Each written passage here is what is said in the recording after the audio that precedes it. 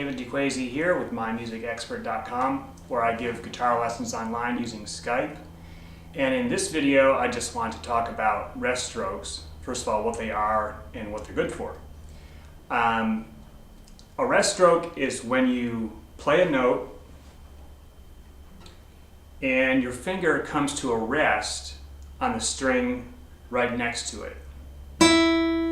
So if you can, I don't know if you can see this very well, but if I'm playing this E string, the first string, my finger is going to go straight through till it comes to a stop on the B string. And that can be with any finger, any string. You can do it with your thumb. And what that does is give you a way of emphasizing notes within a piece. You can really get a lot of power by playing into the string like that, as opposed to a free stroke, which is where you play a string and your finger just keeps continuing through. You can even play all the way through till your finger touches the inside of your palm. And this will happen when you're playing really fast and aggressive. You'll actually feel the tips of your fingers touching the inside of your palm once you're really loosened up. The piece I just played has rest strokes on the melody. Now here's where rest strokes are difficult. When you first try this technique, you're probably going to find that it stops you right in your tracks. This is where you're playing a rest stroke with the melody with your fingers, and you have a bass note with your thumb at the same time.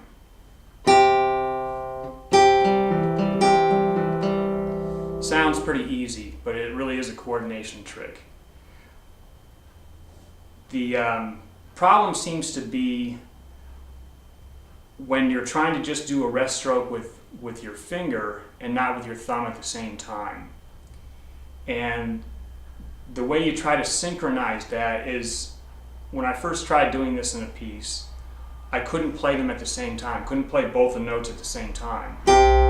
So what I did was separate them ever so slightly like this.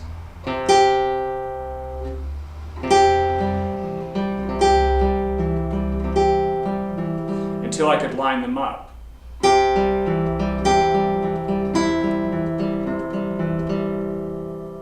So however you want to go about trying that, you may find that you can do it immediately. You're one of the lucky few if you can do that. But it is a coordination trick at first, and it will allow you to bring out a melody within an arpeggio and emphasize those notes more than the others, which is what you're trying to do in a lot of these pieces.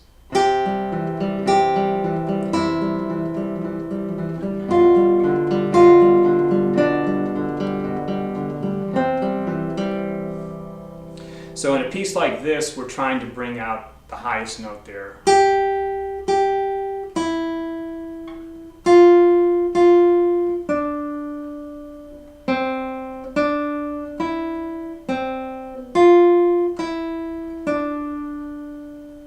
You might not notice it so much if you don't do it with rest strokes. It's just going to sound like part of the arpeggio. So work on that, and I'll see you online. Thanks for watching.